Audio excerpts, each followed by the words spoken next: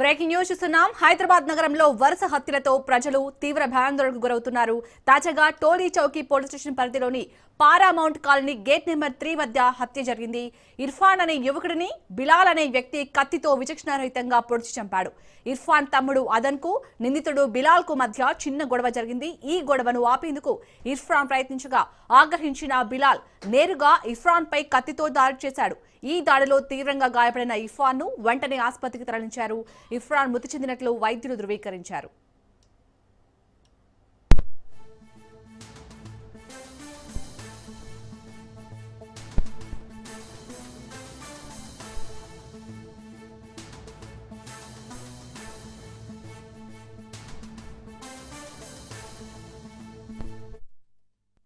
ఈ సమాచారం అందుకున్న పోలీసులు కేసు నమోదు చేసుకుని దర్యాప్తు చేస్తున్నారు. ఇదిలా ఉంటే హైదరాబాద్ లో గత కొద్ది రోజులుగా ఇటువంటి హింసాత్మక ఘటనలు, పాత కక్షలు లేదా చిన్నపాటి గొడవలు కూడా దారుణ హత్యలకు దారితీయడం నగరవాసులను తీవ్ర భయాందోళనకు గురిచేస్తుంది.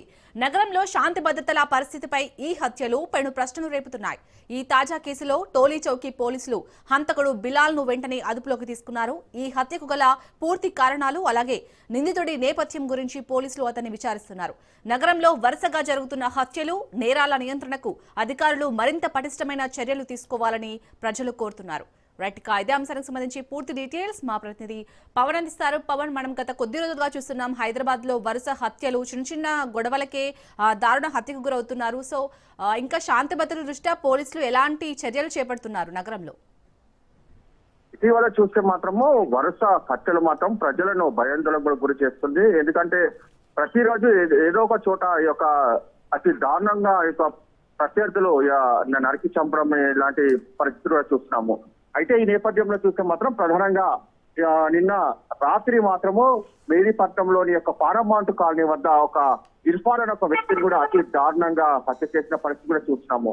అయితే గత 2 రోజుల క్రితం కూడా మేదీపట్నంలో పిల్లర్ నంబర్ 74 వద్ద కూడా మరొక వ్యక్తి కూడా నడి రోడ్డు పైన యొక్క కత్తులతో దాడి చేసిన పరిస్థితి చూస్తున్నాము.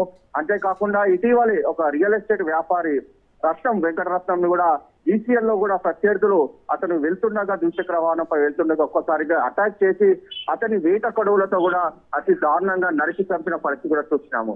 కాబట్టి ఈ నేపథ్యంలో చూస్తే మాత్రము పోలీసులు దీనిపైన చాలా సీరియస్ గా ఉన్నారు. ఇలాంటి గ్యాంగ్లకు సంబంధించి పైన కూడా పూర్తిగా నిఘా పెట్టారు. ఇలాంటి యొక్క దారుణ హత్యలు నడి రోడ్డు పైన జరుగుతున్నాయి కాబట్టి కింది స్థాయి సిబ్బంది కూడా చాలా అలర్ట్ గా ఉండాలి.